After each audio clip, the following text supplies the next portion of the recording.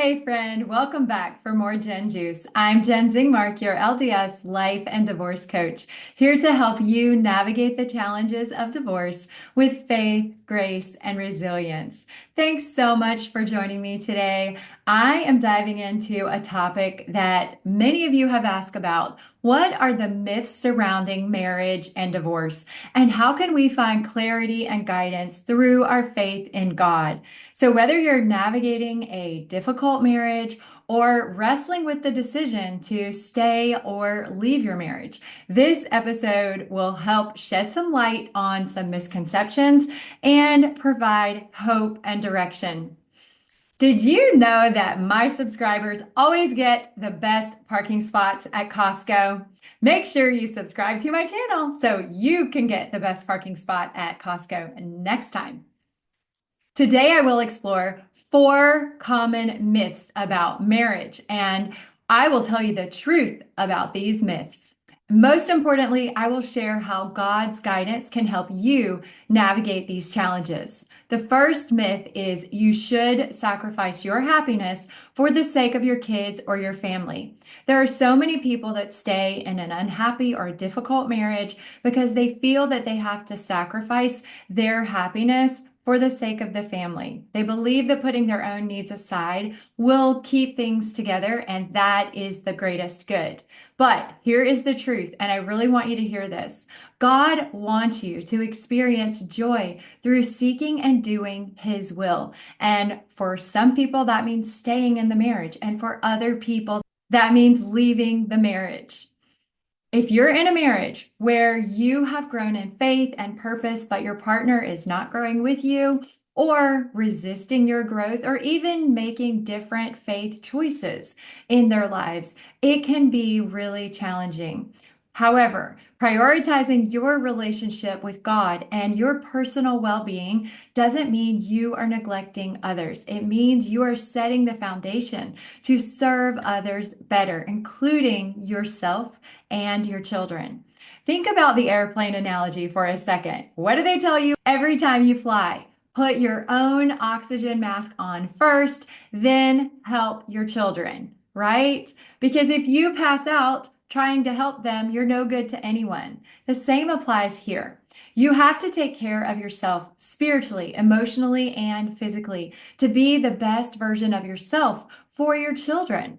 Kids learn by watching you, and they see how you handle all of the situations in your marriage and in your home, how you deal with unhappiness, how you manage your relationships. They also see you seeking God's will and finding joy in difficult decisions. It sends a powerful message.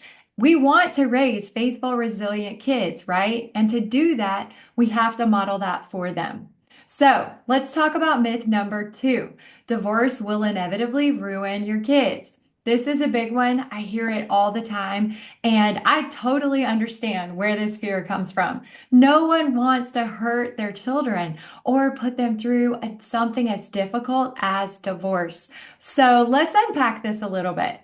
The truth is, what hurts children most is not divorce itself, but how divorce is handled and the environment that they grow up in. The research shows that children fare way better when they grow up in a peaceful, loving environment, whether that is a 2-parent home or 2 separate homes, but with cooperative parents. What really impacts kids negatively is the constant conflict in a home. So if you and your partner are constantly fighting and walking on eggshells, and there's conflict and contention all the time, there's a general atmosphere of unhappiness. That's what your children will absorb. On the other hand, if they see you making a hard decision to prioritize your well being and handling the divorce with grace and kindness and a focus on co parenting, they can learn resilience. They can learn that sometimes life means making difficult choices for the greater good, and that walking away from things that do not serve your mental, emotional, and physical health is okay when you know it's the right decision for you. Divorce, when done healthily, doesn't have to be the worst thing in the world for your kids. It could be a positive example of how to navigate life's challenges with faith and grace. Myth number 3. Staying with an abusive spouse is safer than divorcing one. I see this so often. People stay in their marriage because they're afraid of leaving a narcissistic or abusive spouse. And this is a deeply complex and serious issue that affects so many people. The truth is, staying with an abusive partner often exposes your children to even more harm. And it teaches them to accept this type of behavior or normalize it.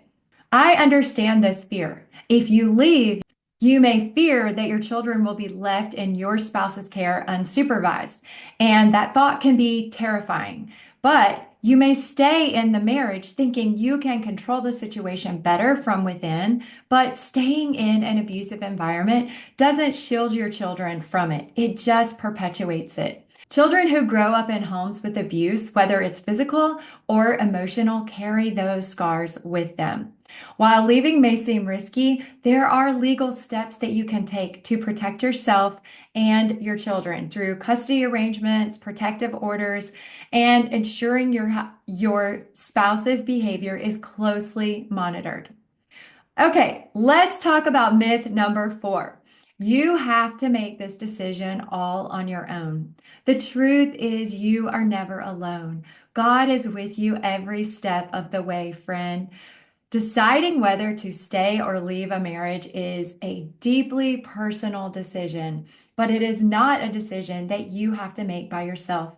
God is there for you always, and He will guide you through personal revelation and spiritual promptings to help you find clarity and strength that you need to make this decision. So take time to pray and to listen and to trust the answers that He provides, especially when no one else in your life agrees with your decision or understands it. No one else can make this decision for you, but you don't have to navigate it alone. Lean on your faith and know that God's guidance will lead you to the right path for you. So, if you're struggling with whether to stay or leave your marriage, here's what you need to remember. Your happiness is your responsibility, and God desires joy for you. Seek His will in your life, even when it's hard. Divorce doesn't inevitably ruin your kids. How you handle the divorce matters more. A peaceful, loving environment is most important, whether you're married or not. Raising your children in a peaceful, loving, safe home is the most important thing you can do, whether you're married or not. And if you're in an abusive relationship, staying to mitigate the behavior only keeps you and your kids in a dangerous situation. There are ways to protect your children while also protecting yourself. And remember, you are not alone, that God is with you through prayer and personal revelation. He will help you find the right path for you. Take a step back and really think about what kind of life you want to create, not just for your children, but for yourself. Joy comes from following God's plan for your life, even when that path is not easy.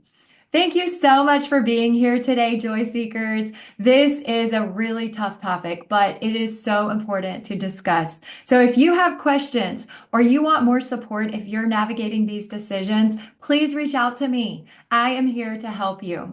You have the power within you to change the trajectory of your life forever and have a generational impact on your family. Let's do it together, friend. Join me in 2025, and I can help you build a better life after your divorce. Choose to have faith in your future and thrive in 2025. Let's get started. Thank you so much for joining me today. Don't forget to subscribe to my channel so you get the best parking spot at Costco. And share this video with someone who needs encouragement in their divorce journey. Find the joy, friends. It is there if you choose to find it. You've got this. Bye, y'all.